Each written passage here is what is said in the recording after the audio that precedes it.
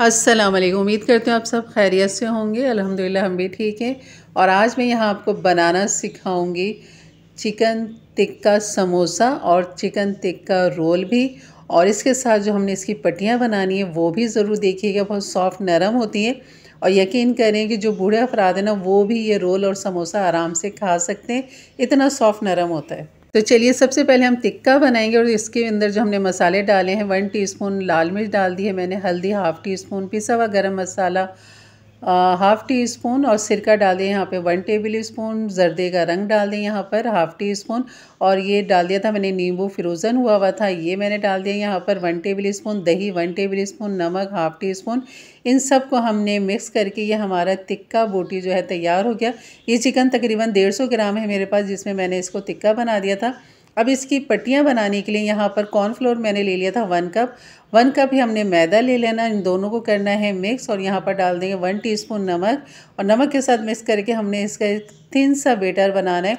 हमने गाढ़ा बेटर नहीं बनाना, हमने इसकी मतलब रोटी नहीं बेलनी है, हमने इसको चूल्हे पे पट्टियाँ बनानी है, बिल्कुल थिन सा हमने बेटर बनाना है।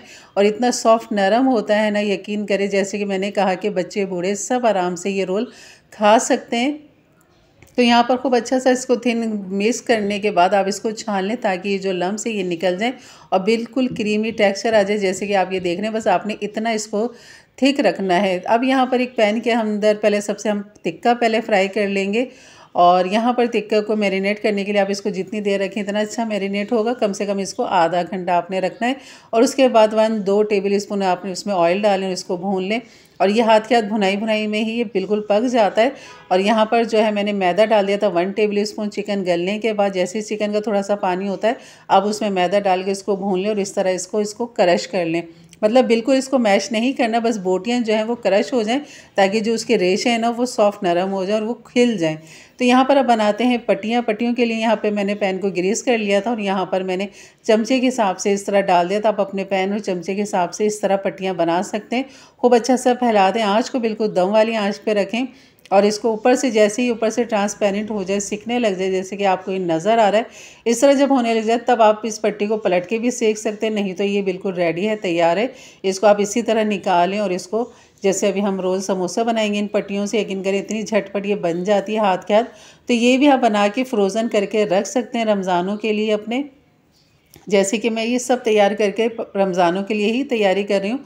तो यहाँ पर जो है मैं टिक्का बोटी जो है अंदर रख दूँगी इसके रोल के। और ये देखें ये पट्टियाँ हमारे पास गोल गोल तैयार हैं। और यहाँ पर जो है इसको रोल बना लेंगे, हमने टिक्का रोल बनाएंगे। और यकीन करिए इतनी महंगी मिलती है ना ये हलवाइयों की दुकानों पे, रश इतना होता है एक तो रमज़ानों में, ऊपर से बेचारे जो मर्द होते हैं वो अलग परेशान लाइन में लगे हुए और इन चीज़ों को ख़रीदने के लिए। आप यकीन घर में थोड़ी सी मेहनत करें, रमज़ान से पहले बना के फ्रोज़न करके रख लें, बहुत आसान रहता है, बस निकालें फ्राई कर। और इसके साथ में आपको समोसा भी, तो इससे आप टिक्का समोसा भी बना सकते हैं। ये पट्टियाँ बाज़ार में रेडीमेड मिल जाती हैं, तो ये भी मैं रेडीमेड लाई थी। और इस तरह मैं इसका समोसा बना दूँगी, जो कि पिछले साल तकरीबन 50 रुपये का एक समोसा था, टिक्का समोसा, जो कि अब पता नहीं कौन से कितने रेट होंगे इसके, क्योंकि अब आलू का समोसा ही 50 रुपये का है। तो ये मज़ेदार सी रेसिपी, यकीन करें पट्टियाँ वगैरह की तो हम बनाते हैं कि कॉर्नफ्लोर मैदे से आप इस तरह बनाएं, सॉफ्ट नरम है बिल्कुल ये। तो इंशाल्लाह यकीनन ये रेसिपी अच्छी लगी होगी तो लाइक कर दीजिए, मेरे चैनल पे नए हैं तो सब्सक्राइब कर दें, बेल के बटन को क्लिक कर दें ताकि इस तरह की मुनफरिद रेसिपी आपको मिलती रहे। इजाज़त है, अपना ख्याल रखें, अल्लाह हाफ़िज़।